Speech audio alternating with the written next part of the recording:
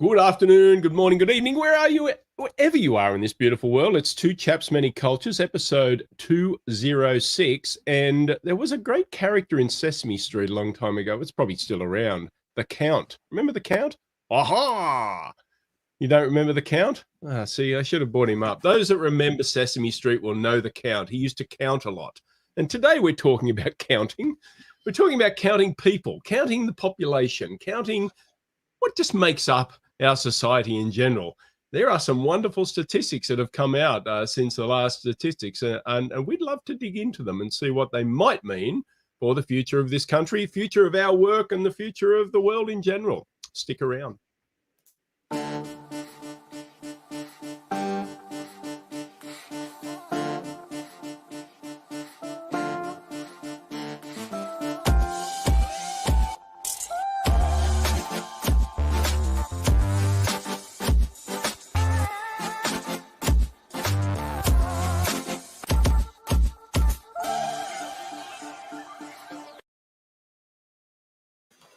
Yes, welcome back. It is Two Chaps, Many Cultures, where too much culture is barely enough. The number one show on the internet about the business of culture and the culture of business. How are you today, pal? I am marvelous. Thank you, Sir Count-a-lot. I am happy to be here.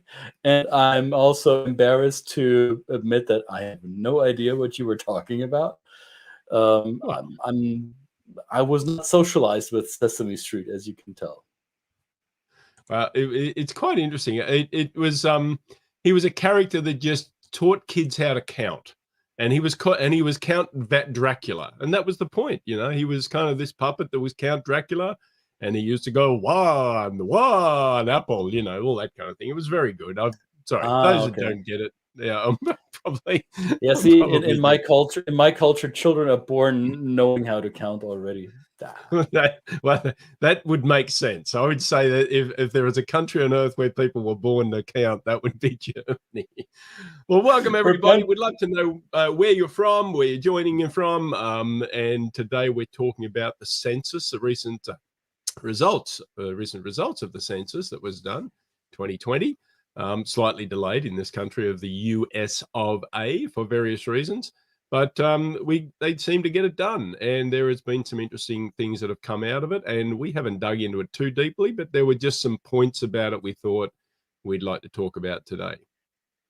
Yes, and I think the main headline-making parts of the census results were those that are headline-grabbing, attention-grabbing, and that the ethnic mix of the United States is changing significantly. And granted, if you take inventory 10 years apart and then you release it maybe a year late, then the changes may appear as drastic. If you live through it, you may not experience those changes as significant. But I think that the numbers don't lie, and the numbers show us that the United States is a society that is changing in its ethnic mix-up, and it's also in its how populations find themselves, whether they choose to live in more urban environments or more rural. And the trend seems to be going to the big urban centers, that they're growing despite the pandemic. And there's been a lot of writing about how big cities are losing their appeal because of the pandemic. But if we're following the census data, and it was probably collected before the pandemic hit with full force, but that shows us that the urban centers in the United States are still relevant and heavily populated and have a draw for people to move into for various reasons. But what I found most interesting is that the ethnic changes are significant and noticeable.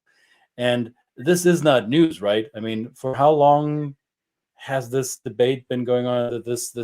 I've read headlines of I think they called it the brownification of America. And I think what that is supposed to express that the overall melanin count in U.S. citizen skin is increasing over the years. But what does that mean for our work? What does that mean in terms of how this country views itself. Brett, how would you describe how the U.S. self-image has been portrayed domestically and outside of the United States? With the I wanted to get out the front, of course, that obviously they use the term race a lot in the census, and it's one of those determining factors that is embedded in the structure, and that's kind of problematic at the start, because race is obviously a construct meant to serve a particular set of structures, and also or to lift up and maintain a power base of people that primarily look like Christian and I, right? And that is, and that needs to be kind of explained. And so I guess there are some problematic parts about it, but then I think there's been more development of ways for people to express themselves in their response to the census, and it has been borne out where there are some really drastic increases. And or let's call them, if we just talk about white people only, what they call white people, whites only, those numbers have drastically gone down in a lot of the country, almost 9%, those of people who identify as white only. In some states it's been 24%, California, Texas, these places where that drop off has been rather precipitous. So does that mean that, you know, there has been an influx of people that, like, as you said, brownification of the country? Not necessarily. It just has allowed, there's more expanded demographic identity choices for people to choose from. And so those that might not have had the anything to tick on there and just were given the only choice to call themselves white, one might argue that may have been intentional in the past, to say, look, we're still the powerful group, we're still the predominant group, and therefore anybody else that comes in is the other. But now that with those choices, the increase in the Asian community, those who identify African American and Native American, and those even Hawaiian, and is just really profound in the results that you see in this, right? Yeah. And to that point, both of you and I, we deal a lot with incoming U.S. inbound foreigners who either choose or are selected to spend some time here in this country for work. And I often get this question: hey, I went to the DMV, the driving license office, I went to the Social Security office, and I had to fill out this form, and it asked me about race. I don't know what to do with that, and do I have to answer this, right? So for people coming into this country from the outside, that's often that trips them up a little bit. And I particularly remember one young man who came to the US from Argentina, and he looks like you and I, so he would technically be classified as white Caucasian, as it's often the category on US system, so to say, but he's also from Latin country, so there was another category that says Latin. And he was confused. So what do I check both boxes, or what do I choose? And why does this even matter, right? So all of these valid questions, and questions that took us probably an hour to unpack in our training session. What I think is interesting, though, is that as we look at these percentages moving up and down, I think the self-image of this country, of the United States, is under review in a way.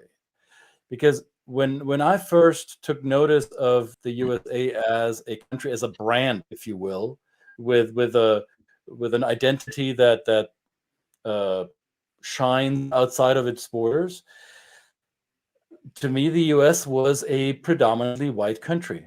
And white in the sense of Anglo-Saxon white. There is the WASP, right? The white Anglo-Saxon Protestant. There is all these American values that are often held up like a monstrance in Catholic faith. And even though most Americans don't adhere to Catholicism. They're a different brand of Christianity. So these values that are commonly used to identify U.S. culture, they may not be as commonplace, right? So common sense isn't as common after all, it appears.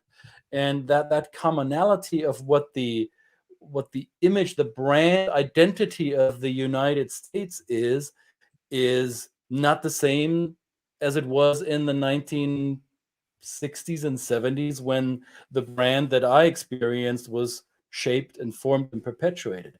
So I think if we're looking at that census data, one might even say, the US has never been and is not a monolithical culture. There is no such thing as one US culture. The US are an amalgamation of many different subcultures. However, the way these subcultures show up may be undergoing some changes as the ethnic mix of the country is changing, right? Yeah. And you brought up a good point about that in that Argentina example, say a country like Brazil, that where you might find somebody with a European heritage and genetic makeup, but also identifying as Latin American. Right. So that is where I looked at the responses that were offered. That's where the expansion has come in. People are now able to say, in Brazil too, you can also have a heritage from Japan, the largest diaspora in Sao Paulo, but still speak Portuguese and not ever speak Japanese, but still identify with Asian heritage and genetics. Of course, this is important, of course, for medical field. We've had guests on that have talked about that. So I think there's some real value in even being able to split these so that they understand that there are certain mixed needs of the population. And it does actually change the brand. It does fundamentally change, as you say, the brand of the country. And yeah, and the brand doesn't look the same anymore. And see, the way I experienced the US brand first was through movies and television, and then first visits to the country. And granted, yeah, there were facets that defied the core brand image, but they were in peripheral view. But the main message was, this is a WASP country, right? This is a country with, as you said in the beginning, upholding and maintaining a power structure that's been in place for quite a while. And now that I live in a different part of the country, in the Southeast, where the ethnic mix is significantly different than, let's say, in the upper Midwest or coastal regions, I do recognize these changes as significant. They may not appear as big to someone who lives in, I don't know, Washington State, outside of the big cities, where it's still mainly white and maybe sprinkles of Asian immigration. But if you live in some urban centers where you see the Latinx population exploding, and where you see the African American population maintaining its percentage or its size of the pie, and at the same time the only white parts of the US population is decreasing, that affects how we experience people in this country, right? So we often use cultural frameworks, dimensional comparison, to illustrate group behavior or to make cultural behaviors predictable or explainable. And there are these cultural values or cultural dimensions we see for the United States, and one might be a high sense of individualism, or a very direct style of, or fairly direct style of communication, comparatively speaking, compared to other cultures around the world.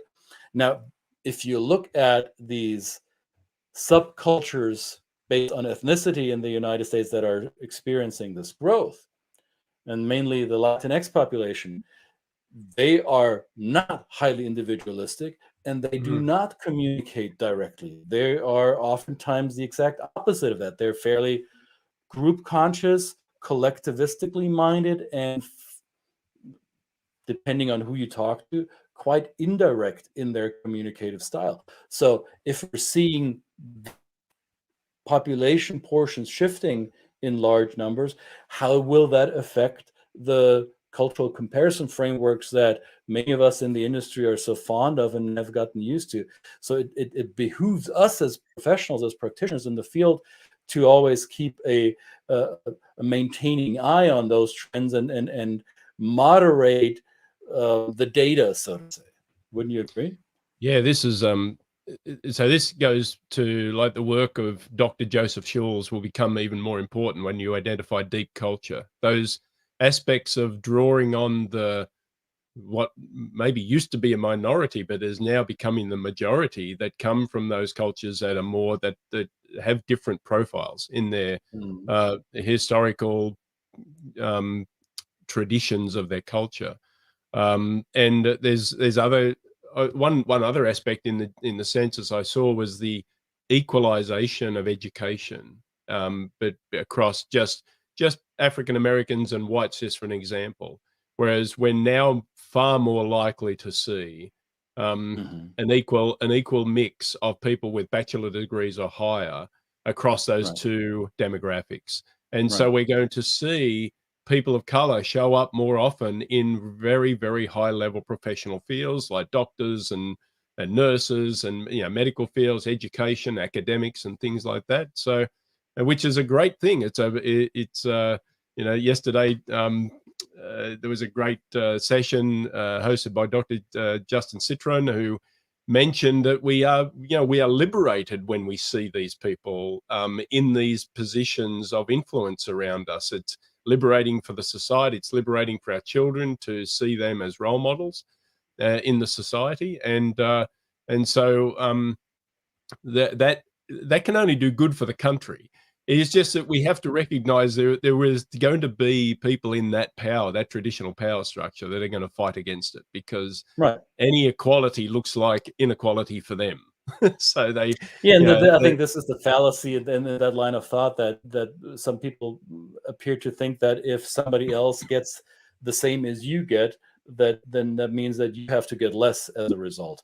If that's your mindset, that you think that equality means that you're getting less, then that is a sign that you've been getting more than your share before, and that you're viewing or you find it okay that you get more than others. Also, interesting thought.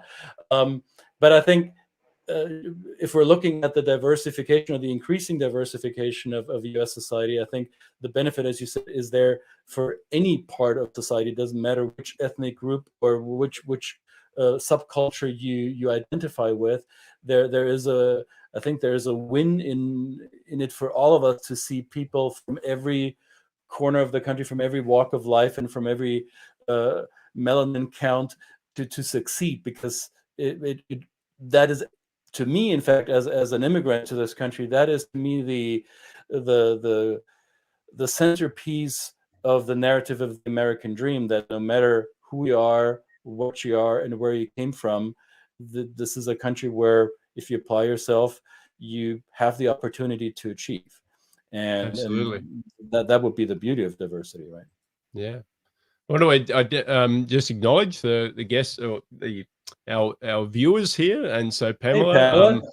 Pamela in the no doubt in the HR world with the SHRM identification. Where is a place? This is a place, obviously, if you're in HR, this is a place where watching demographics would be very important, I would believe. But growing up, if you don't understand what he says, he meant HR, but he comes from a country where they pronounce it differently. HR. All right. Growing up, I viewed the US as mostly black, although obviously it wasn't. But I grew up with icons such as Michael Jackson, Whitney Houston, Bill Cosby Show. Absolutely, yes. First American friends were African Americans. Didn't learn color and I don't see color. I see people and connections. Absolutely. I guess that's one view. People say, you know, it's important for us not to see color. Although, if obviously we have a lot of people that are African American and teachers of ours and mentors of ours, and they say in some cases to say that it might mean that if you don't see my color, you don't see me as a whole person. That identity, and I really get that. I would love, I mean, it's good to not see color in certain terms, but in other otherwise it is important to see color. It is important to see the identity and the whole person through the different I think lens. that So that's an interesting conversation. Yeah. I think there's a tripwire in that phrase, and I certainly resonate with the phrase that I don't see color. I think that the implied meaning is that while I do see the color, I do not give it meaning at first, right? So I despite visually being capable of recognizing different skin colors, that doesn't automatically lead me to draw a conclusion to who I'm dealing with. Now, that may be helpful for some people. I do recognize, though, that it has helped me to actually acknowledge seeing the color. And I think it depends on how you go about it. There's, I think, especially in US culture and in today's age, where a lot of these discussions are politically and socially charged to a degree that it might be quite harmful to either side. But if you manage to engage in such a conversation with a sense of curiosity and a willingness to learn from one another, then addressing the color and asking questions about it and what that means to your counterpart and how it does or does not inform the way that they are might be a great start to a learning process or getting to know each other across cultural boundaries. Yeah, absolutely. And Laura, like hey, to Laura, speak about different cultures. Well, that's kind of what we do. That's what we do. really Come back for more. Come back for more culture. Too much culture is never enough, as we say in this show. But these, you're right. That's not. I value what Pamela says here, because that's going back to the point. Is if it's important that we see people in our society that are celebrated, affirmed, and given the not given the right. They don't need to be given the right access, but that there is just, they get the feeling that they can share in this wonderful idea of the human race just as equally as anybody can. And in that case, yes, we need to see people that identify with these different groups in media, in all those kind of things. It's fantastic. So that's important for us all, important for our children. And I often say to my clients when they come here and they do identify from some of these, what would traditionally be called minority groups, is that I celebrate them. I say, we need you in this society. We need you to show up. We need you to be bold. And of course, this is a country where being bold is celebrated. Might not necessarily be culturally appropriate for some people, but this is a country where we are telling them that this is a country where you really, you are celebrated for stepping up, and we need those people in this country to show up, and so now these wider demographics are allowed to let people to identify themselves in these kind of multifaceted ways. We can really appreciate in a much deeper way the human experience. Yeah. I'm curious to which type of U.S. narrative will prevail, right? So I often use this in training programs, that one of the old-fashioned metaphors for explaining the U.S. American experience is that of the melting pot, that no matter where people come from, they become American by being immersed here. However, to me, the melting pot has a big flaw as a metaphor, because the melting pot would, technically speaking, create a homogeneous mass.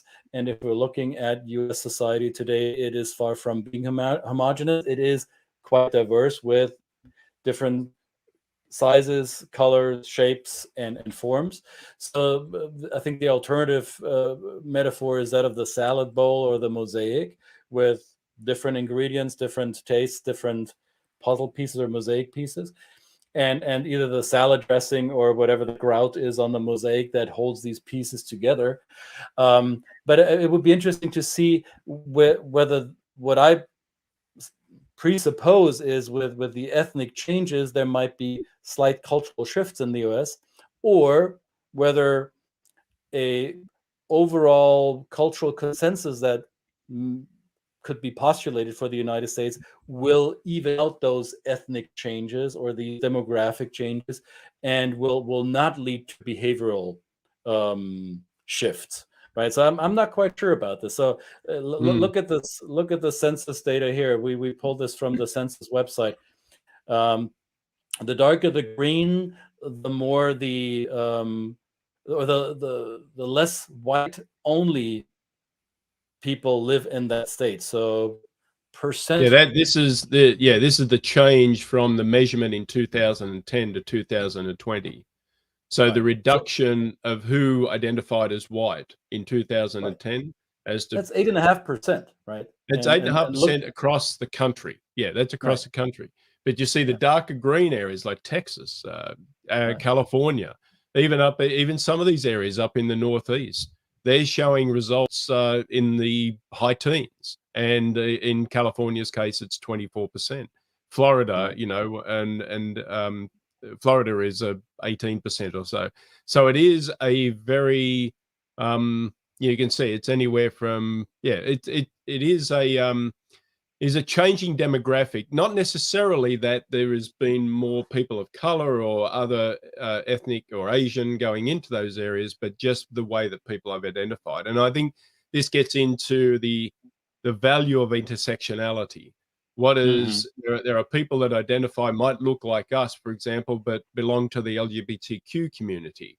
So in right, one way, they do hold the power, the structural power of in one way of their life, but in other ways they do get faced with prejudice and diminution of their identity because of the way that they naturally live their life. right, They naturally live their life, and just like a person of color does, they get up every day, they live their life how they were born to be, and yet they are diminished in by certain classes of society just by that identity. But yeah, in some cases, not and I would kind of identify with that a little bit. I mean, I'm white, middle-aged guy already, so I've already got a lot of privilege. But added to that privilege is the fact that when I open my mouth, I have an accent that people go, "Oh my God, you're all of a sudden exotic. There's another status that I'm given," and I really recognize this. And well, come on, sometimes stop flattering yourself. Exotic, come I'm pretty on. special, damn it, and you better know it. We can do I, nothing but poke fun at ourselves. I think we just have a lot to answer for, us guys. That's all. I mean, I think that we is true do. too. That is true too. I have another Somebody mentioned graphic that here. today. I have another map of the United States, which is actually not based on census, but I think this I use this quite frequently in programs to illustrate that the U.S. are not only a diverse society and not only a diverse country, but it's also a country with subcultural regions. And I think it's important to recognize that whenever you do business with the US, or if you choose to live here or travel here, engaging with people from the United States, it won't be the same across the country, right? You see, this map decided to subdivide the US into more than 30 different subcultures. So Mm. Mr. Brett is located in, I think, the number 9, and I am located in the number 15. So it's a miracle that we can even be on the same program together, to be honest. That's right. How do we ever do it? Well, I know how we do it. We have Sir Count-a-lot to help us with it. Here he is. I told you. He Here's the exists. count. I wanted to. This is Count the Count. The Count. The Count. The Literally. count. All right. Let me count this down. Oh, man. Put us and everybody else out of their misery. Yes. Thank you very much. No, Yeah. I would be curious as you watch this either live now or when you watch a recording. I would be curious. Type in the comment box wherever you look at this, whether it's LinkedIn or YouTube or Facebook or whatever your medium of choice is. Let us know how you experience changes within U.S. culture or U.S. society. You might be a U.S. person yourself and may have lived here your entire life. You may be a visitor or a long-term guest like Brett or myself. We're curious, how do you experience America? And I'm saying America in quotation marks because America are two continents with many different countries. But the United States is often synonymously called America. I'm a bit cautious to name it that. So for me, it's still the United States. So how do you experience it? Do you experience the changes? And if so, what are they to you? Oh, thank you for this. Excellent.